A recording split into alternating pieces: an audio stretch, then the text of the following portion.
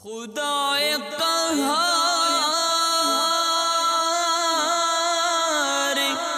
ہے غضب پر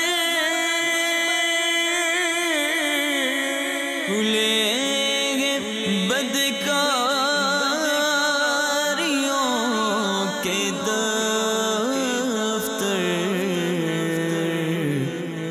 بچا لو آ کر شفیع محشر تمہارا بندہ عذاب میں ہے۔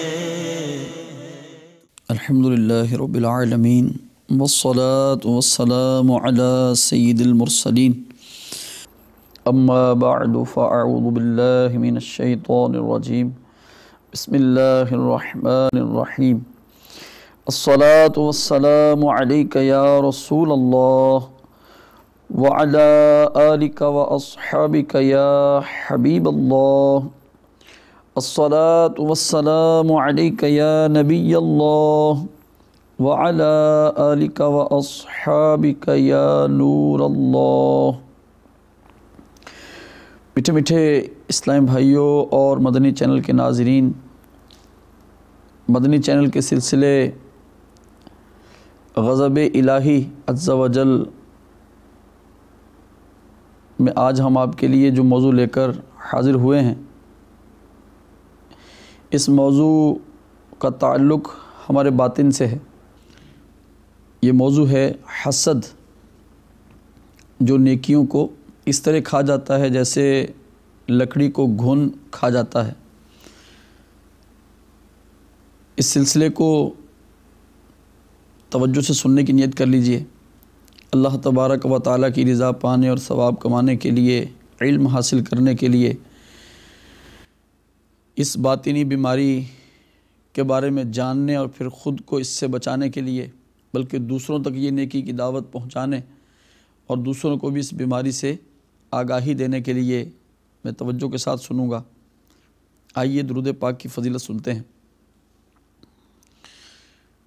میرے اور آپ کے آقا مکی مدنی داتا صلی اللہ تعالی علیہ وآلہ وسلم ارشاد فرماتے ہیں، مجھ پر درود پاک پڑھنا پل صراط پر نور ہے۔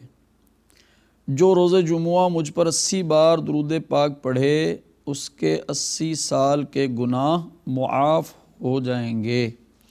صلو علی الحبیب صلی اللہ تعالی علی محمد صلی اللہ تعالی علیہ وسلم۔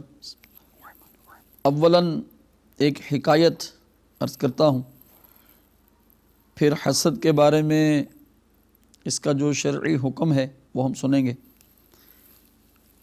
اور پھر مزید اس پر معلومات حاصل کریں گے۔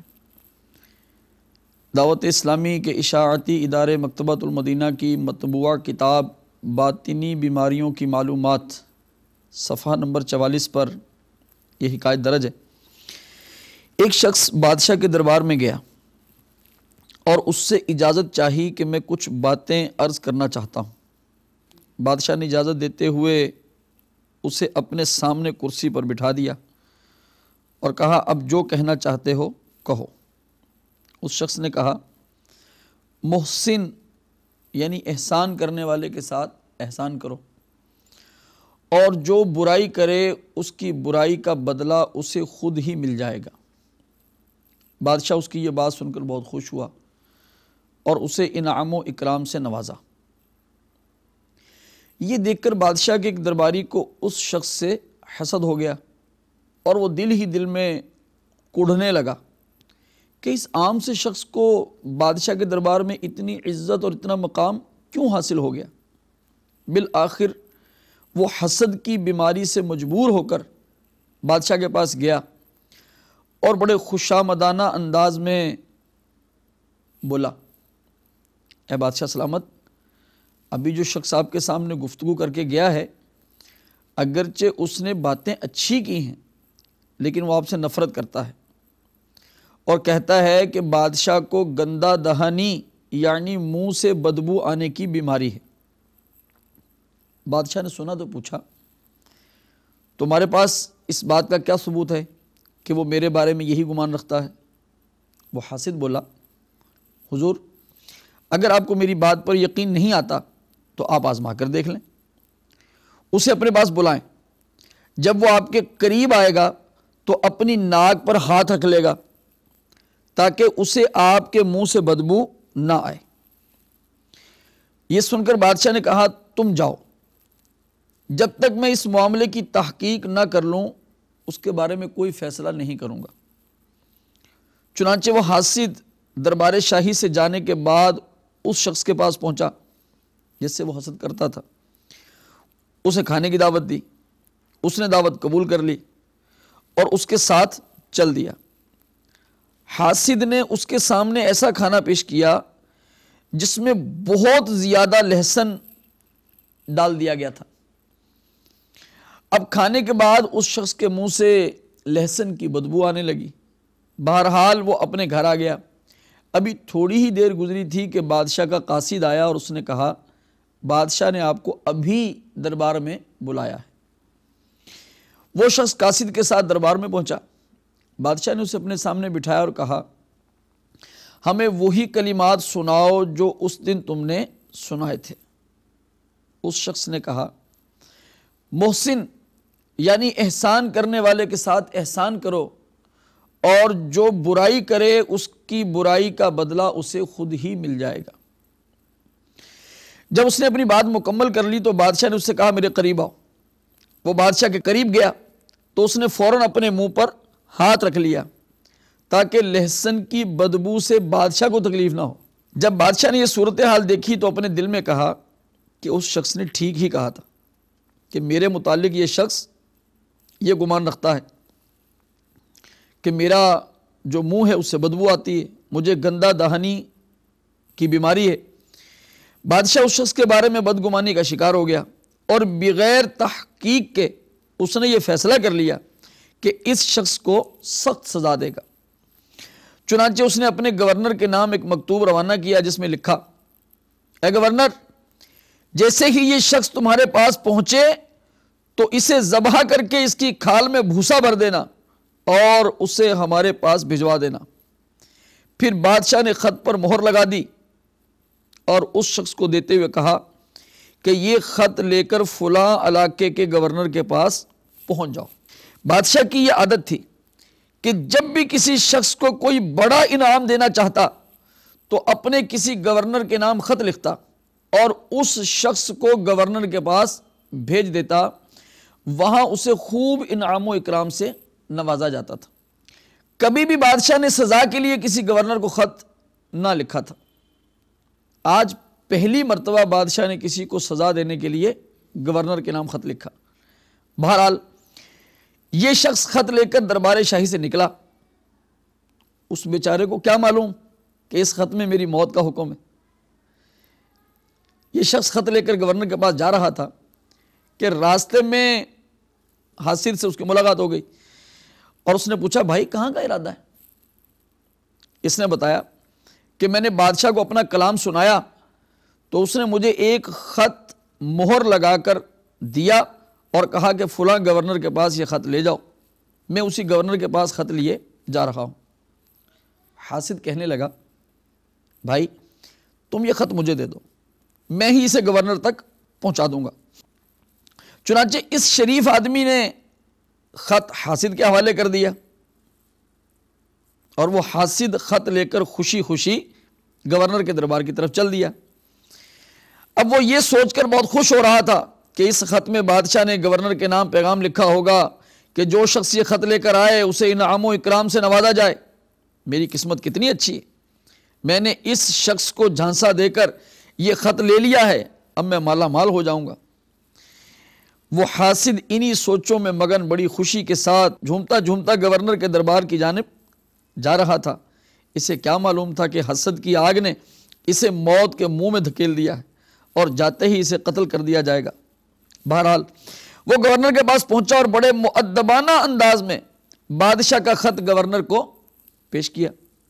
گورنر نے جیسے ہی خط پڑھا تو پوچھا اے شخص کیا تجھے معلوم ہے کہ اس خط میں بادشاہ نے کیا لکھا ہے؟ اس نے کہا بادشاہ سلامت نے یہی لکھا ہوگا کہ مجھے انعام و اکرام سے نوازا جائے۔ اور میری حاجات کو پورا کیا جائے۔ گورنر نے یہ سن کر کہا، اے نادان شخص، بادشاہ نے اس خط میں مجھے حکم دیا ہے کہ جیسے ہی یہ شخص خط لے کر پہنچے اسے ذبح کر دینا اور اس کی کھال اتار کر اس میں بھوسا بھر دینا، پھر اس کی لاش میرے پاس بھجوا دینا۔ یہ سن کر اس حاسد کے تو ہوش اڑ گئے اور اب وہ گڑ گڑا کر کہنے لگا، خدا کی قسم، یہ خط میرے بارے میں نہیں لکھا گیا بلکہ یہ تو فلاں شخص کے متعلق ہے۔ بے شک آپ بادشاہ کے پاس کسی قاصد کو بھیج کر معلوم کر لیں۔ گورنر نے اس کی ایک نہ سنی اور کہا، ہمیں کوئی حاجت نہیں کہ ہم بادشاہ سے اس معاملے کی تصدیق کریں، بادشاہ کی مہر اس خط پر موجود ہے، لہٰذا ہمیں بادشاہ کے حکم پر عمل کرنا ہوگا۔ اتنا کہنے کے بعد اس نے جلاد کو حکم دیا اور اس حاسد شخص کو ذبح کر کے اس کی کھال اتار کر اس میں بھوسا بھر دیا گیا، پھر اس کی لاش کو بادشاہ کے دربار میں بھجوا دیا گیا۔ وہ شخص جس سے یہ حسد کیا کرتا تھا حسب معمول بادشاہ کے دربار میں گیا اور بادشاہ کے سامنے کھڑے ہو کر اس نے وہی الفاظ دہرائے کہ محسن کے ساتھ احسان کرو اور جو برائی کرے گا اس کی برائی کا بدلہ ان قریب اس کو مل جائے گا۔ جب بادشاہ نے اس شخص کو صحیح و سالم دیکھا تو اس سے پوچھا، میں نے تجھے جو خط دیا تھا اس کا کیا ہوا؟ اس نے جواب دیا کہ میں آپ کا خط لے کر گورنر کے پاس جا رہا تھا کہ مجھے راستے میں فلاں شخص ملا اور اس نے مجھ سے کہا کہ یہ خط مجھے دے دو، چنانچہ میں نے اسے خط دے دیا اور وہ خط لے کر گورنر کے پاس چلا گیا ہے۔ بادشاہ نے کہا، اس شخص نے مجھے تمہارے بارے میں بتایا تھا کہ تم میرے متعلق یہ گمان رکھتے ہو کہ میرے منہ سے بدبو آتی ہے، کیا واقعی ایسا ہے؟ اس شخص نے کہا، بادشاہ سلامت، میں نے کبھی بھی آپ کے بارے میں ایسا نہیں سوچا۔ تو بادشاہ نے پوچھا، جب میں نے تجھے اپنے قریب بلایا تھا تو تو نے اپنے منہ پر ہاتھ کیوں رکھ لیا تھا؟ اس شخص نے جواب دیا، بادشاہ سلامت، آپ کے دربار میں آنے سے کچھ دیر قبل اس شخص نے میری دعوت کی تھی اور کھانے میں مجھے بہت زیادہ لہسن کھلا دیا تھا جس کی وجہ سے میرا منہ بدبودار ہو گیا۔ جب آپ نے مجھے اپنے قریب بلایا تو میں نے یہ بات گوارا نہ کی کہ میرے منہ کی بدبو سے بادشاہ سلامت کو تکلیف پہنچے، اسی لیے منہ پر اپنا ہاتھ رکھ لیا تھا۔ جب بادشاہ نے یہ سنا تو کہا، اے خوش نصیب شخص، تو نے بالکل ٹھیک کہا، تیری یہ بات بالکل سچی ہے کہ جو کسی کے ساتھ برائی کرتا ہے اسے عن قریب اس کی برائی کا بدلہ مل جائے گا۔ اس شخص نے تیرے ساتھ برائی کا ارادہ کیا اور تجھے سزا دلوانی چاہی، لیکن اسے اپنی برائی کا صلہ خود ہی مل گیا۔ سچ ہے کہ جو کسی کے لیے گڑھا کھودتا ہے وہ خود ہی اس میں جا گرتا ہے۔ اے نیک شخص، میرے سامنے بیٹھ اور اپنی اسی بات کو دہرا۔ چنانچہ وہ شخص بادشاہ کے سامنے بیٹھا اور کہنے لگا، محسن کے ساتھ احسان کرو، برائی کرنے والے کو عن قریب اس کی برائی کی سزا خود ہی مل جائے گی۔ پیارے پیارے اسلامی بھائیوں، مدنی چینل کے ناظرین، آپ نے سنا کہ جو کسی سے حسد کرتا ہے اس کو کیسا نقصان پہنچتا ہے اور یہ دنیا کی سزا ہے۔ آئیے اس کے بارے میں مزید معلومات حاصل کرتے ہیں، کہیں یہ بیماری ہمارے اندر تو نہیں، اس کا ہم جائزہ لیں گے، اور اگر یہ مرض ہمارے اندر ہے تو پھر ہم اس مرض سے شفا یاب ہونے کے لیے اس کا علاج کرنے کی بھی کوشش کریں گے۔ اللہ تبارک و تعالی ہمیں اس مرض سے پاک فرمائے۔ جس مسلمان کے سینے میں حسد ذرا سا بھی ہو، اللہ تعالیٰ نکال دے، سینہ پاک کر دے۔ حسد کی تعریف کیا ہے؟ کسی دینی یا دنیاوی نعمت کے زوال کی تمنا کرنا، یعنی یہ نعمت اس سے چھن جائے، یا یہ خواہش کرنا کہ فلاں شخص کو یہ نعمت نہ ملے، اس کا نام حسد ہے۔ جیسے مارکیٹ میں ایک دکان بک رہی ہے اور دو اس کے خریدار ہیں، تو اب دل میں یہ تمنا کرنا کہ اس کو نہ ملے، مجھے مل جائے۔ غور کر لیں اس میں کیا ہے، یا کاش اس کا سودا بھلے ڈن ہو گیا ہے، کاش یہ پارٹی سودے سے پھر جائے۔ اس طرح کی تمنا اپنے مسلمان بھائی کے بارے میں جو دل میں کرنا، یہ حسد ہے، یعنی اس کی نعمت کو دیکھ کر اس کے نعمت کے زوال کی تمنا کرنا، یہ خواہش کرنا اس سے چھن جائے، مجھے مل جائے، یہ حسد ہے۔ اور اللہ تبارک و تعالیٰ قرآن پاک میں ارشاد فرماتا ہے،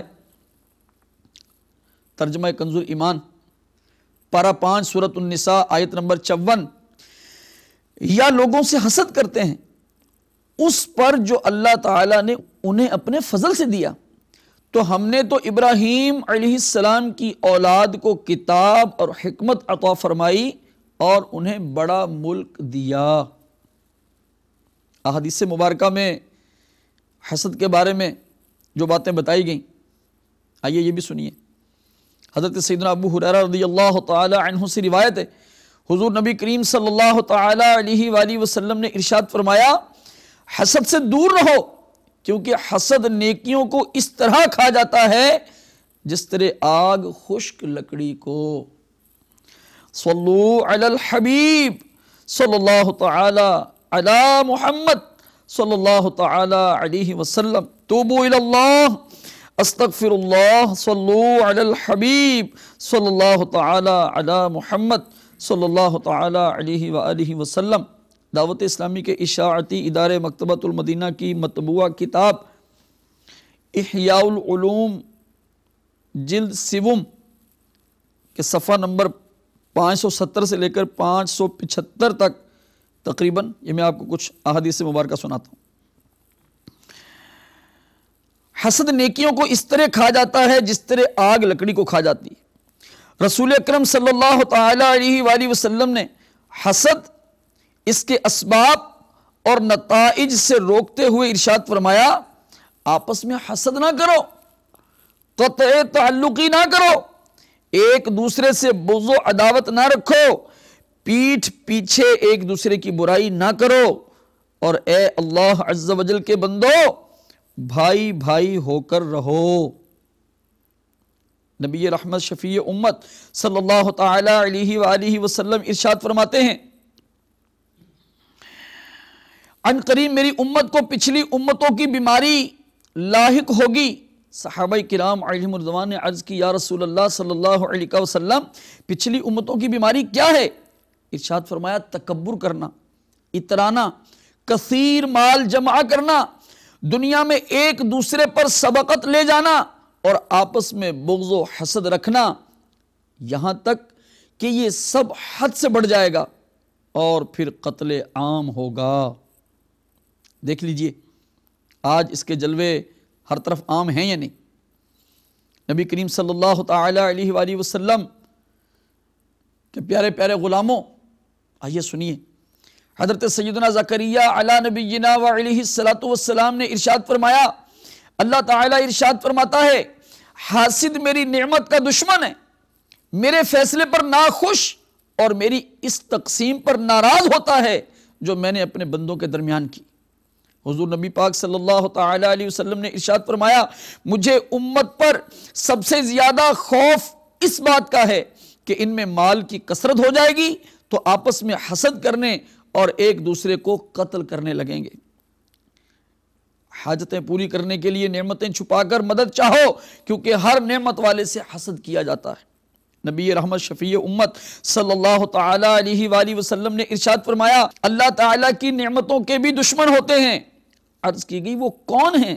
ارشاد فرمایا، جو لوگوں سے اس لیے حسد کرتے ہیں کہ اللہ تعالیٰ نے اپنے فضل و کرم سے ان کو نعمتیں عطا فرمائیں۔ اللہ اکبر۔ حضور پر نور شافع یوم النشور صلی اللہ تعالی علیہ وآلہ وسلم نے ارشاد فرمایا، 6 قسم کے لوگ حساب سے 1 سال پہلے جہنم میں داخل ہو جائیں گے۔ عرض کی گئی، یا رسول اللہ صلی اللہ تعالی علیہ وسلم وہ کون لوگ ہیں؟ ارشاد فرمایا، نمبر 1 امراء، ظلم کی وجہ سے، نمبر 2 عرب، تعصب کی وجہ سے، نمبر 3 سردار، تکبر کی وجہ سے، نمبر 4 تاجر، خیانت کی وجہ سے، نمبر 5 دیہاتی، جہالت کی وجہ سے، اور نمبر 6 علماء، حسد کی وجہ سے۔ یہ سب غور کریں، کہیں ان 6 کیٹاگریوں میں خدا نخواستہ میں تو نہیں آتا؟ یہ ہمارے لیے اتنی غور کرنے کی بات ہے کہ کہیں خدا نخواستہ میں بھی تو اس میں شامل نہیں، یہ بیماری میرے اندر تو نہیں، اور یہ بیماری کیسی ہے؟ امام غزالی رحمۃ اللہ تعالی علیہ فرماتے ہیں کہ ایک بزرگ فرماتے ہیں کہ سب سے پہلا گناہ حسد ہے۔ میرے محترم اور میرے میٹھے میٹھے اسلامی بھائیوں، سب سے پہلا گناہ حسد ہے۔ ابلیس نے حضرت سیدنا آدم علی نبینا وعلیہ الصلوۃ والسلام کے رتبے پر ان سے حسد کیا اور سجدہ کرنے سے انکار کر دیا۔ یہ حسد ہی تھا جس نے اسے نافرمانی پر ابھارا۔ اللہ اکبر۔ اللہ تبارک و تعالی ہماری اصلاح فرما دے، ہماری اصلاح کا سامان عطا فرما دے۔ کیا ہم اپنے اعمال کو ضائع ہونے سے بچانے کی کوشش نہیں کریں گے؟ کیا ہم اس باطنی بیماری میں مبتلا رہیں گے؟ کیوں رہیں گے؟ نہیں رہیں گے انشاءاللہ۔ ہم اپنی اصلاح کی کوشش کریں گے۔ ہمیں امیر اہل سنت دامت برکاتہم العالیہ نے جو مدنی مقصد دیا ہے اپنی زندگی گزارنے کا، وہ کیا ہے کہ مجھے اپنی اور ساری دنیا کے لوگوں کی اصلاح کی کوشش کرنی ہے انشاءاللہ عز و جل۔ اور اصلاح بندے کی کب ہوگی؟ جب اس کا ظاہر بھی ٹھیک ہو جائے گا، جب اس کا باطن بھی ٹھیک ہو جائے گا۔ اور جو باطنی بیماریاں ہیں، اسی کتاب باطنی بیماریوں کی معلومات کے آغاز میں یہ بات بتائی گئی ہے کہ باطنی بیماریوں کا علاج کرنا بھی ضروری ہے۔ آئیے حسد کے چند ایک علاج آپ کی خدمت میں عرض کرتا ہوں۔ نمبر 1، توبہ کر لیجیے۔ حسد بلکہ تمام گناہوں سے توبہ کیجیے کہ یا اللہ عز و جل، میں تیرے سامنے اقرار کرتا ہوں کہ میں اپنے فلاں بھائی سے حسد کرتا تھا، تو میرے تمام گناہوں کو معاف فرما دے، آمین۔ ایک علاج یہ بھی ہے، دعا کیجیے کہ یا اللہ عز و جل، میں تیری رضا کے لیے حسد سے چھٹکارا حاصل کرنا چاہتا ہوں، تو مجھے اس باطنی بیماری سے شفا دے اور مجھے حسد سے بچنے میں استقامت عطا فرما، آمین۔ نمبر 3، رضائے الہی پر راضی رہی کہ اللہ تعالیٰ نے میرے اس بھائی کو جو بھی نعمتیں عطا فرمائی ہیں وہ اس کی رضا ہے، اور وہ رب عز و جل اس بات پر قادر ہے کہ جسے چاہے، جو چاہے، جتنا چاہے، جس وقت چاہے عطا فرما دے۔ چوتھا علاج، حسد کی تباہ کاریوں پر نظر رکھے۔ جیسے ہم نے کچھ سنا کہ حسد اللہ تعالیٰ اور اس کے رسول صلی اللہ علیہ وسلم کی ناراضگی کا سبب ہے۔ حسد سے نیکیاں ضائع ہوتی ہیں، حسد سے غیبت، بدگمانی، چغلی، اس طرح کے گناہ سرزد ہوتے ہیں۔ حسد روحانی سکون برباد کر دیتا ہے۔ ایک علاج یہ بھی ہے کہ لوگوں کی نعمتوں پر نگاہ نہ رکھیے، کیونکہ عام طور پر اس سے احساس کمتری پیدا ہوتا ہے، اور یہ احساس کمتری حسد کا باعث ہے۔ اپنے سے نیچے والوں پر نظر رکھیے اور بارگاہ رب العزت میں شکر ادا کیجیے۔ حضرت سیدنا شیخ سعدی شیرازی رحمۃ اللہ تعالی علیہ، آپ کے طالب علمی کے زمانے کا علماء نے واقعہ لکھا ہے کہ پڑھنے کے لیے آ رہے تھے تو پاؤں میں جوتا نہیں تھا، تو دل میں آیا کہ میں اللہ تعالیٰ کا دین پڑھنے کے لیے نکلا ہوں اور میرے پاؤں میں جوتا نہیں ہے۔ ابھی یہ سوچ رہے تھے کہ آگے سے ایک شخص نظر آیا، سرین کے بل گھسٹتا ہوا آ رہا تھا، اس کے دونوں پاؤں ہی نہیں تھے۔ تو جب اپنے سے نیچے والے کی طرف دیکھا نا، تو فوراً اللہ تبارک و تعالیٰ کی بارگاہ میں استغفار کیا اور شکر ادا کیا کہ یا اللہ عز و جل، تیرا شکر ہے، میرے پاؤں تو ہیں، اس کے تو پاؤں ہی نہیں ہیں، جوتا تو آج نہیں تو کل مل جائے گا۔ تو اس طرح اپنے سے نیچے والوں کو دیکھیں نا کہ ہم سے بظاہر جو دنیاوی اعتبار سے مال میں کم ہیں، علم میں کم ہیں، ان کی طرف دیکھیں گے تو انشاءاللہ عز و جل شکر ادا کرنے کا ذہن بنے گا۔ اور جب اپنے سے اوپر والوں کو دیکھیں گے کہ میرے پاس سائیکل ہے، اس کے پاس موٹر سائیکل ہے، میرے پاس موٹر سائیکل ہے، اس کے پاس کار ہے، میرے پاس یہ کار ہے تو اس کے پاس نیا ماڈل ہے، میرے پاس ابھی جناب وہ فلاں گاڑی ہے تو اس کے پاس تو اب یہ گاڑی آ گئی، میرے پاس یہ موبائل ہے تو اس کے پاس یہ آ گیا، تو اس طرح اگر دیکھتے رہیں گے تو پھر شکر ادا کرنے کا ذہن ہو سکتا ہے نہ بنے، غفلت ہو جائے۔ تو اس طرف آئیے اور کسی سے بھی حسد نہ کیجیے۔ میرے آقا صلی اللہ تعالیٰ علیہ وآلہ وسلم کے پیارے پیارے غلام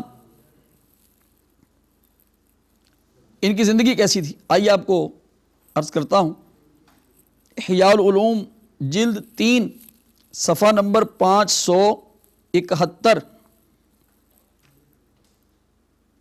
سے میں آپ کو کچھ پڑھ کر سناتا ہوں کہ جو حسد نہیں کرتا نا اس کو اللہ تبارک و تعالیٰ کیسا انعام عطا فرماتا ہے۔ سنیے، نبی رحمت شفیع امت صلی اللہ تعالیٰ علیہ وآلہ وسلم کے غلام حضرت سیدنا انس بن مالک رضی اللہ تعالیٰ عنہ بیان کرتے ہیں کہ ہم بارگاہ رسالت میں حاضر تھے کہ تاجدار رسالت شہنشاہ نبوت صلی اللہ تعالیٰ علیہ وسلم نے ارشاد فرمایا، ابھی اس راستے سے تمہارے پاس ایک جنتی شخص آئے گا۔ اتنے میں ایک انصاری صحابی آئے جن کی داڑھی سے وضو کا پانی ٹپک رہا تھا۔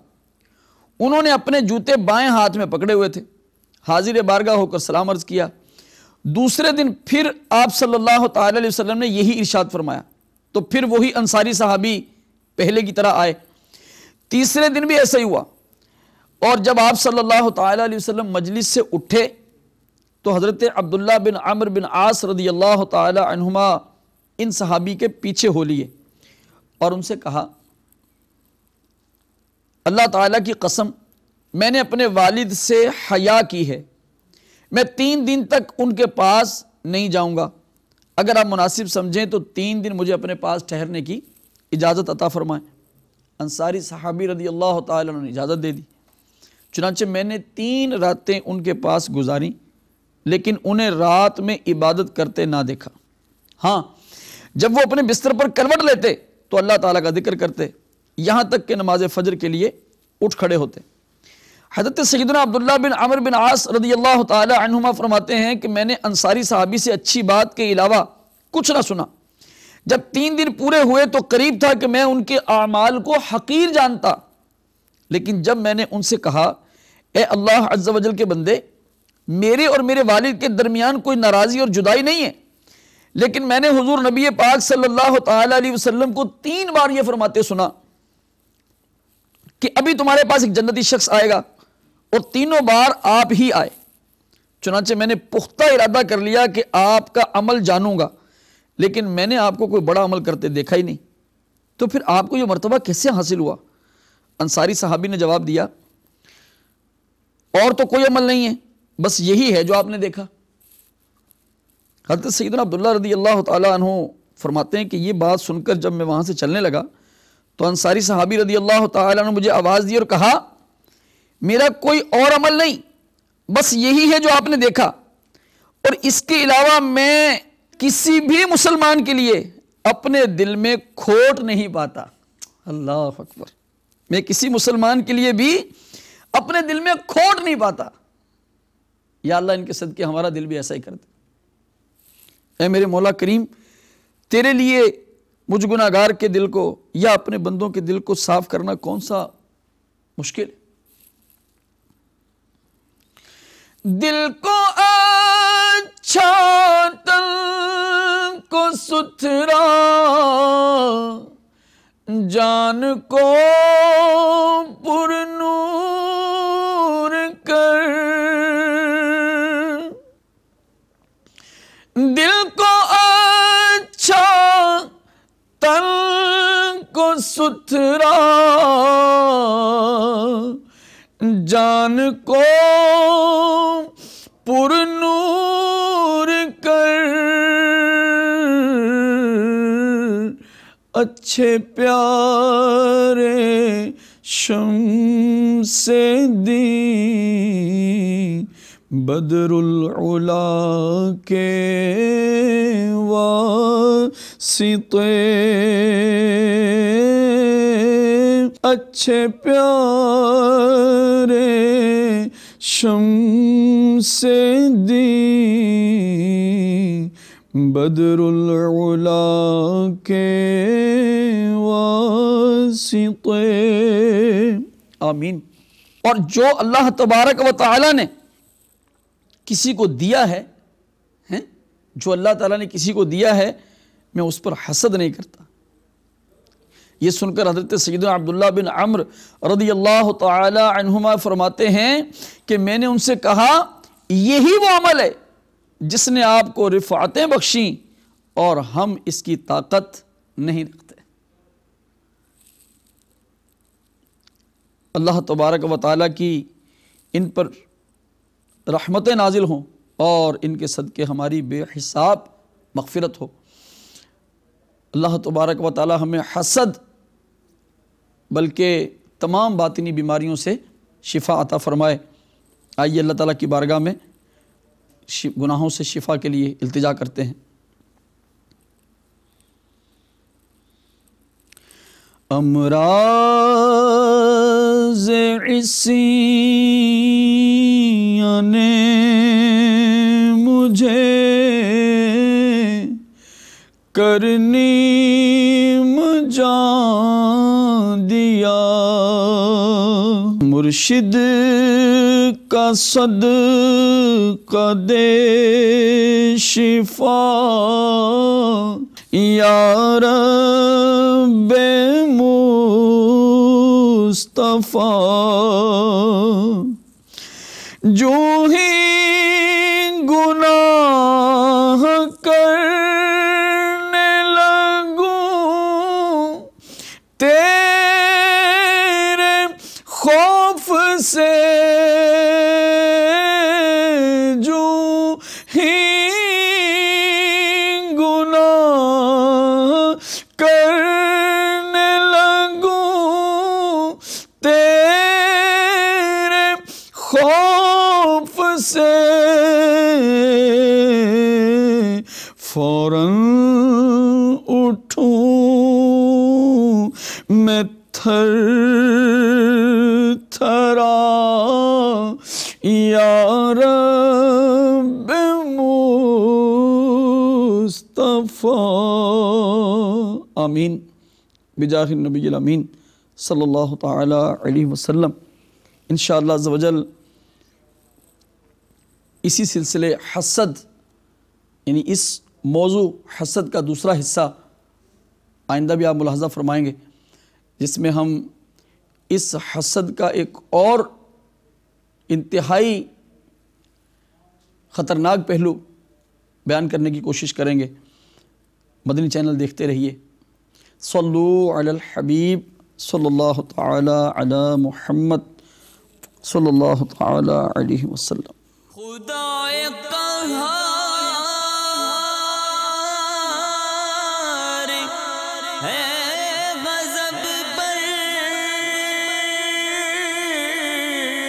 کھلے گے بدکاریوں کے دفتر، بچا لو آ کر شفیع محشر، تمہارا بندہ عذاب